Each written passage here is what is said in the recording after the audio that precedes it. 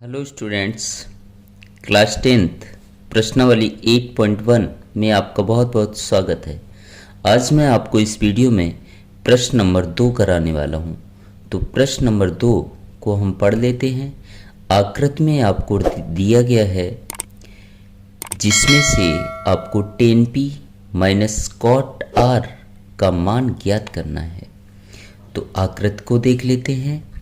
यहाँ पर एक त्रिभुज दिया गया है पी क्यू आर, जिसमें पी क्यू बराबर आपको दिया है 12 सेंटीमीटर और पी आर बराबर दिया है आपको 13 सेंटीमीटर। तो सबसे पहले हम चित्र को ही समझ लेते हैं। त्रिभुज पी क्यू आर में ये पी क्यू रेखा जो है वो एक सीधी रेखा है और सीधी रेखा हमेशा 90 अंश का कोण बनाती है। और ध्यान रखिएगा, 90 अंश के कोण के सामने की भुजा हमेशा क्या कहलाती है? कर्ण। 90 अंश के सामने की भुजा क्या कहलाएगी? कर्ण कहलाएगी। तो त्रिभुज पी क्यू आर में एक कोण 90 अंश का दिया है, मतलब त्रिभुज पी क्यू आर समकोण त्रिभुज है। तो यही हम लिख लेते हैं यहाँ पर कि समकोण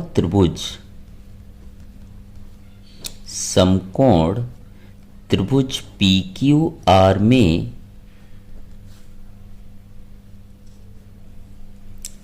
कोण Q बराबर 90 अंश। अब यहाँ पे आपको tan p और cot r का मान ज्ञात करना है। तो ध्यान रखिएगा कि त्रिकोणमितीय अनुपात 6 होते हैं। साइन, कॉस, टेन, कॉट, सेक और कोसेक।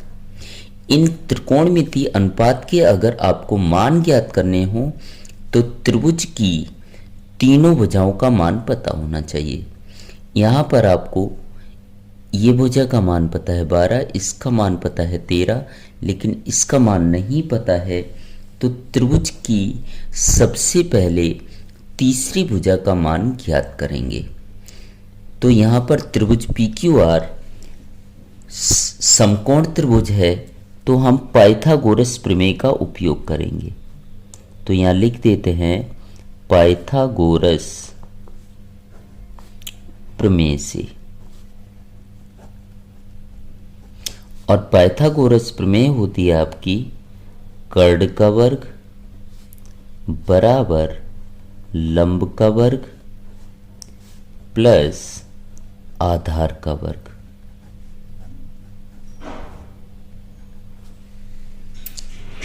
अब यहां पर देख लेते हैं हम कर्ण का मान कितना दिया है? 13।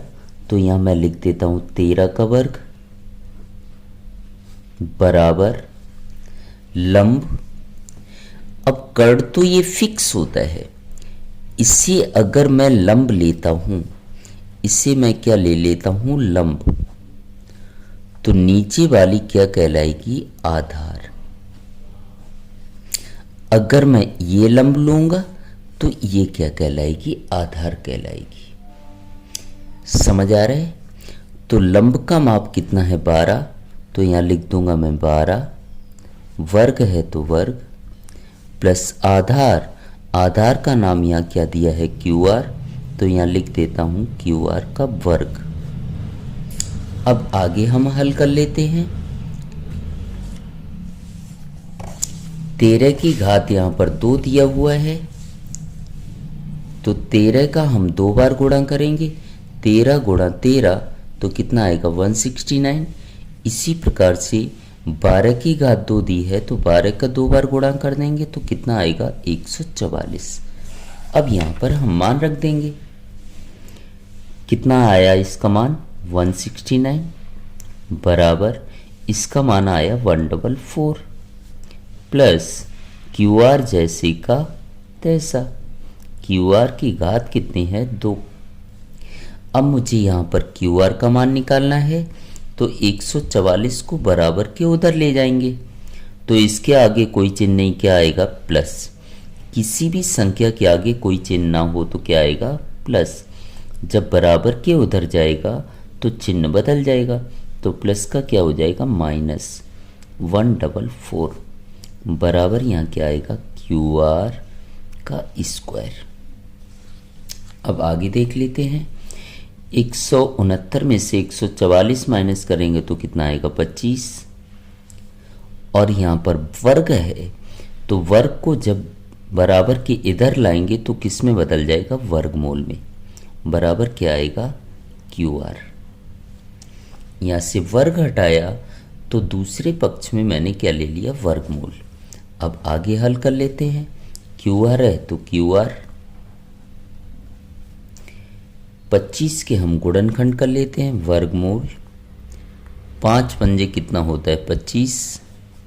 तो QR बराबर, वर्गमूल में दो संख्याओं के जोड़े बनते हैं जिसमें से एक संख्या बाहर निकाल ली जाती है, तो QR बराबर कितना आ जाएगा? 5 सेंटीमीटर। तो यहाँ पे हम लिख देंगे 5 सेंटीमीटर। तो इस प्रकार से हमें त्रिभुज की तीनों भुजाओं के मान पता चल गए। PQ का मान 12 है, PR का मान 13 है और QR का मान 5 है। अब आगे क्या हल करना है? tan P minus cot R। तो सबसे पहले हम tan P ज्ञात करेंगे, फिर cot R ज्ञात करेंगे। देखिएगा किस तरीके से। सबसे पहले मुझे tan P ज्ञात करना है, तो tan P, और दूसरा ज्ञात करना है cot R। तो यहां सबसे पहले मुझे सूत्र लिख लेने हैं, तो हम सूत्र लिख लेते हैं। शॉर्ट ट्रिक मैंने आपको बता रखी है सूत्रों की। LAL अपॉन KKA मतलब लाल बटे कक्का। तो मुझे tan का सूत्र लिखना है, तो पहला किसका होता है? साइन, दूसरा कॉस, तीसरा tan। tan का सूत्र होता है L अपॉन A। L मतलब लंब, E मतलब आधार। तो tan का सूत्र क्या हो जाएगा? लंब बटे आधार। तो यहाँ हम लिख देंगे लंब बटे आधार। इसी प्रकार से हम कॉट का सूत्र लिख लेंगे, तो पहला साइन, दूसरा कॉस, तीसरा tan, फिर क्या आएगा? कॉट। कॉट का क्या सूत्र होगा? A बटे L मतलब आधार बटे लंब। क्या आएगा? आधार बटे में क्या आएगा? लंब। अब आगे आप बहुत ध्यान से समझिएगा। सबसे पहले मैं यहां पर tan P का मान ज्ञात करूंगा, तो यहां पर कोण का महत्व है। तो tan के बाद यहां पर कोण क्या दिया है? P। तो यहां पर हम बिंदु देख लेते हैं। P की बात कर रहा हूं मैं। किसकी बात कर रहा हूं? P की। तो P बिंदु के सामने की भुजा हमेशा क्या कहलाएगी? लंब। जो भी यहां कोण होगा उसके सामने की भुजा क्या कहलाएगी? लंब। तो यहां P दिया है, तो P के सामने की भुजा क्या होगी? लंब होगी। यहाँ 90 अंश का कोण है, 90 अंश के सामने की भुजा क्या कहलाती है? कर्ण। ये मुझे मिल गया लंब। तो बची हुई भुजा क्या कहलाएगी? आधार। तो tan P का मान क्या हो जाएगा? ध्यान से देखिएगा। सूत्र क्या है? लंब बटे आधार। तो यहाँ पर आपका लंब दिया गया है, लंब यहाँ पर दिया है QR बराबर 5 सेंटीमीटर। तो यहाँ पर मैं लिख दूंगा 5 बटे आधार। आधार आपका कितना दिया है? 12। इस प्रकार से टेन पी का मान कितना आ गया 5/12। इसी प्रकार हम कॉट आर का मान ज्ञात कर लेंगे। तो कॉट यहाँ पर कोण क्या दिया गया है आर, तो त्रिभुज पी क्यू आर में ये बिंदु दिया है आपका आर, तो आर आपका क्या दिया है कोण। और मैंने आपको अभी अभी बताया कि कोण के सामने की भुजा हमेशा क्या कहलाती है लंब। कोण के सामने की भुजा क्या कहलाती है लंब। 90 अंश के सामने की भुजा कर्ण है, तो बची हुई रेखा क्या कहलाएगी आधार।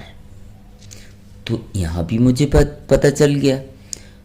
तो कॉट आर का मान निकालेंगे तो क्या आएगा आधार बटे लंब। आधार का माप यहाँ कितना दिया है 5, तो मैं लिख देता हूँ 5 बटे लंब का माप कितना दिया है 12, तो यहाँ लिख देते हैं हम 12। इस प्रकार से मुझे टेन पी का मान मिल गया 5/12, कॉट आर का मान मिल गया 5/12, और मुझे यहाँ पर मान ज्ञात करना था tan P minus cot R का। टेन पी का भी मान मिल गया, कॉट आर का भी मान मिल गया, तो हम ज्ञात कर लेंगे।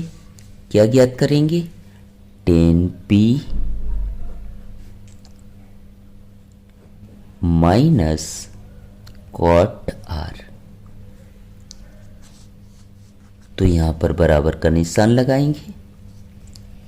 टेन पी की जगह टेन पी का मान रख देंगे 5/12 माइनस कॉट आर की जगह कॉट आर का मान रखेंगे 5/12 बराबर। जैसा कि आपको पता है कि 2 में से 2 माइनस कर देते हैं तो क्या आता है 0। अगर संख्याएं समान हो, बीच में चिन्ह माइनस का हो, तो आंसर क्या आएगा 0। इसी प्रकार से अगर मैं 5 में से 5 माइनस करूंगा तो क्या आएगा 0 आएगा, क्योंकि संख्याएं समान हैं और बीच में चिन्ह माइनस का, तो आंसर क्या आएगा 0। इसी प्रकार से यहाँ पर है कि संख्याएं समान हैं और चिन्ह माइनस का है, तो आंसर क्या आएगा 0। तो tan P minus cot R का मान क्या आया 0। यही आपका क्या होगा आंसर। उम्मीद करता हूं कि मेरा यह प्रश्न आपको समझ आया होगा। अगर मेरा यह प्रश्न आपको समझ आया हो और चैनल पर पहली बार आए हो तो चैनल को सब्सक्राइब करना बिल्कुल मत भूलिएगा और अपने दोस्तों में ज़्यादा से ज़्यादा शेयर करें, ताकि आपके साथ साथ वो भी इन सारे प्रश्नों को सीख सकें। और लाइक करना तो आप भूल जाते हैं, वीडियो को देखते ही देखते, तो लाइक ज़रूर कीजिएगा। इस प्रकार से मुझे आगे वीडियो बनाने का मोटिवेशन मिलता है। और अगर चैनल को सब्सक्राइब करेंगे तो आपको आने वाले वीडियो का नोटिफिकेशन सबसे पहले मिलेगा। इसी प्रकार के अन्य वीडियो आप देखना चाहते हो तो हमारे चैनल पर प्लेलिस्ट में जाकर आप अन्य वीडियो देख सकते हैं। Thank you so much.